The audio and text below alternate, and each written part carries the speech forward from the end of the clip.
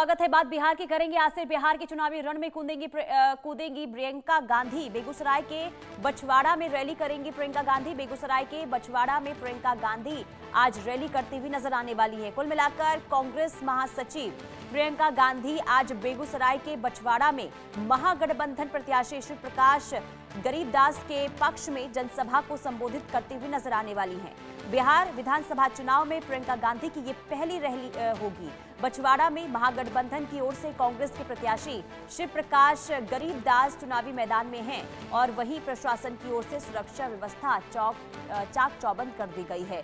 और आज से प्रियंका गांधी हुकार भरती हुई नजर आएंगी। महागठबंधन के पक्ष में रैली करते हुए नजर आने वाली है। बेगूसराय के बछवाड़ा में आज रैली को संबोधित करेंगी प्रियंका गांधी और बिहार चुनाव में उनकी ये पहली रैली होने जा रही है। इससे पहले हालांकि राहुल गांधी देखिए रैली करते हुए नजर आ रहे हैं, लेकिन राहुल गांधी के साथ साथ अब प्रियंका गांधी भी बिहार चुनाव में हुकार भरती हुई नजर आने वाली है। आज उनकी पहली रैली और शुरुआत होने जा रही है बेगूसराय के बछवाड़ा से, जहां पर रैली को संबोधित करेंगी। देखना यही होगा कि प्रियंका गांधी आखिर संबोधन में क्या कुछ कहती हैं। कुल मिलाकर तेज होता हुआ इस वक्त धुआंधार प्रचार बिहार में नजर आ रहा है और पहले फेज के चुनाव में दिग्गजों का जमावड़ा इस वक्त बिहार में देखने को मिल रहा है। लेकिन खास बात ये कि प्रियंका गांधी आज रैली करने वाली हैं बिहार के बछवाड़ा में। आज से उनकी रैली की शुरुआत हो चुकी है और हुकार भरती हुई नजर आएंगी इंडिया गठबंधन के पक्ष में। लेकिन देखना यही होगा कि आज कौन कौन से मुद्दों को लेकर सरकार पर वार करती हुई प्रियंका गांधी नजर आने वाली हैं। तो आज से बिहार के चुनावी रण में दिखाई देंगी कांग्रेस महासचिव प्रियंका गांधी। बेगूसराय के बछवाड़ा में रैली को संबोधित करने वाली हैं। चुनाव की सरगर्मियों में एंट्री अब प्रियंका गांधी की भी हो चुकी है और आज की रैली पर सबकी निगाहें इसलिए भी टिकी हुई है। देखना ये होगा कि प्रियंका गांधी आज क्या क्या मुद्दे जिसे लेकर आज निशाना साधती हुई सरकार पर नजर आएंगी। शैलेंद्र हमारे संवाददाता तमाम जानकारी के साथ जुड़ चुके हैं। शैलेंद्र, प्रियंका गांधी की आज से एंट्री चुनावी सरगर्मियों के बीच में जानकारी दे से लेकर पूरी किस साफ तौर पर प्रियंका गांधी आएंगी। 2 रैलियां उनको संबोधित करना, चूंकि उनकी रैलियां जो है ये 29 तारीख को शेड्यूल थी, लेकिन तब हो नहीं पाई और आज हो रही हैं। यानी 3 दिन के बाद वो रैलियां हो रही हैं और बछवाड़ा यानी कि पहली बार वो बेगूसराय में रैली करेंगे और उसके बाद जो है वो रैली करने जाएंगी खगड़िया में। और जाहिर सी बात है इन दोनों ही रैलियों में जो निशाने पे होगी वो राज्य की सरकार होगी। यानी 20 साल का जो काम है नीतीश कुमार का, उस पर सवाल उठेंगे और साथ ही केंद्र सरकार यानी डबल इंजन की सरकार कही जाती है और डबल इंजन की सरकार को लेकर ही निशाना साधेंगे। तो ये कह सकते हैं कि विशेष रूप से वो बीजेपी यानी प्रधानमंत्री नरेंद्र मोदी और बीजेपी की नीतियों को लेकर वो सवाल उठाएंगे। और जाहिर सी बात है जो चीजें कहें कि महागठबंधन की ओर से या कहें इंडिया गठबंधन की ओर से जो योजनाएं या कहें कि जो उनके कहें कि संकल्प पत्र या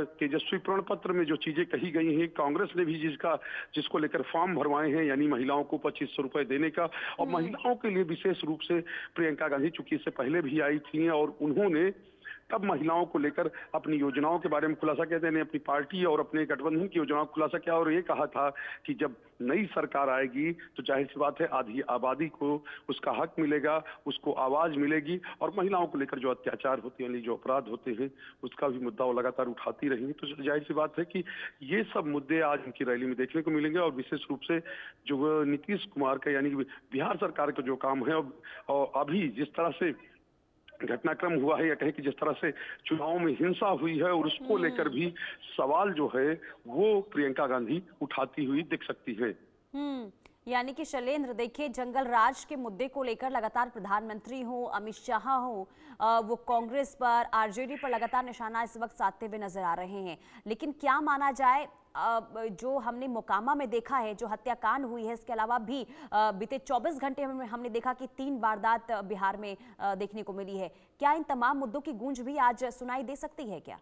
जी बिल्कुल गूंज सुनाई देगी और विशेष बात यह है चूंकि ये बड़े मुद्दे हैं और एक तरह का कानून व्यवस्था को लेकर पहले से भी सवाल उठते रहे हैं और ऐसे में साफ तौर पे है अब चुनाव का समय है और पीक समय है। जो पहला चरण का चुनाव एक चुनाव प्रचार है, अब कहें कि हम लोग नवंबर में आ चुके हैं और 4 नवंबर तक ही चुनाव प्रचार होना है। यानी आज को अगर छोड़ दे तो अगले 3 दिन प्रचार होगा और जाहिर सी बात है कि इसमें कोई भी तर्कस में कोई भी तीर नहीं बचेगा जो राजनीतिक दल यानी ये नेता ना चलाएं, क्योंकि उनको अपने पक्ष में वोटरों को करना करना है। हम लोगों ने कल देखा था किस तरह से क्योंकि जो हत्या हुई थी, जनसुराज के समर्थक की हत्या हुई थी मोकामा में दुलार चंद यादव की, और लेकिन उसमें किस तरह से सूरजभान की एंट्री होती है, उनकी पत्नी की एंट्री होती है, यानी वो आरजेडी प्रत्याशी हैं, लेकिन वो उनके साथ जाते हैं। और कई लोगों ने इसको लेकर कहा भी कि ये वोट की राजनीति हो रही है, और जाहिर सी बात है आरोप प्रत्यारोप चल रहे हैं, पुलिस की जांच चल रही है, और जो चीजें होंगी वो सामने आएंगी। लेकिन चूंकि चुनाव में माहौल और परसेप्शन क्रिएट करना होता है, तो इस परसेप्शन क्रिएट करने में नेता जो है लगातार ये बात कहेंगे। और जिस तरह से ठीक है। कल जो बिल्कुल, लेकिन शैलेंद्र, प्रियंका गांधी के चुनाव प्रचार में एंट्री के साथ ही महागठबंधन को कितनी मजबूती मिलने की संभावना? देखिए, साफ तौर पे कांग्रेस जो है, अगर प्रियंका गांधी की बात करें तो कांग्रेस के लिए वो वोट मांगेंगी। कांग्रेस जो है बिहार में बहुत मजबूत दिखती नहीं है, और जाहिर सी बात है पहले जिस तरह से कांग्रेस ने खुद को पेश करने की कोशिश की और बाद में जिस तरह से उसने हथियार डाल दिए, यानी आरजेडी के सामने पूरी तरह से नतमस्तक हो गई। और ये सवाल जो है कांग्रेसियों में भी है, कांग्रेसियों का एक धड़ा ये भी है कहता है कि किस तरह से, जो हम लोग पहले से कह रहे थे कि आप ये चीज कर लीजिए, लेकिन इसी को करने में जो प्रदेश अध्यक्ष हैं और जो कहीं की पार्टी के प्रभारी हैं, उन्होंने देर करवाई। अंत में हुआ वही जो हम लोग कह रहे थे, यानी तेजस्वी को नेता बनाना पड़ा, तेजस्वी को सीएम फेस बनाना पड़ा, और उनकी हर बातों को मानना पड़ा। और जाहिर सी बात है जो सीटें पिछली बार कांग्रेस को मिली थी, 70 सीटें मिली थी, और इस बार 70 सीटें भी नहीं मिल पाई, यानी 61 सीटें, 61 सीटों पर ही कांग्रेस सिमट गई। तो ये मुद्दे जो है कांग्रेस के अंदर ही गूंजते रहे हैं, और ऐसे में प्रियंका गांधी आएंगी या राहुल गांधी ने जिस तरह से प्रचार किया है, भले ही वो निशाना साध रहे हैं, भले ही गठबंधन की बात कर रहे हैं, लेकिन कांग्रेस की अगर बात करें, कांग्रेस की सेहत की बात करें, तो बिहार में अच्छी नहीं लगती है। लेकिन शैलेंद्र, पिछले यानी कि 2020 की अगर हम तुलना करते हैं, 2020 की तुलना में क्या 2025 में कांग्रेस की स्थिति में सुधार हुआ है क्या बिहार में? नहीं, बिल्कुल नहीं। कांग्रेस ये कह सकते हैं कि 2020 की जो स्थिति थी, उस स्थिति से कांग्रेस, अगर अभी जब चुनाव प्रचार, चूंकि चुनाव के रिजल्ट 14 तारीख को आएंगे तब साफ हो जाएगा। साफ तौर पे उससे पहले 27 सीटों पर कांग्रेस थी, और पिछली बार जो 19 सीटों पर सिमट कर रह गई थी। और जाहिर सी बात है कि इसका पूरा जो कहें कि ठीकरा जो है महागठबंधन में सरकार नहीं बन पाने का कांग्रेस पर फोड़ा गया था। और उस समय कहा गया था कि कांग्रेस को अगर इतनी सीटें नहीं दी जाती और उनका इतना खराब स्ट्राइक रेट नहीं होता, तो शायद तेजस्वी यादव बिहार के मुख्यमंत्री होते।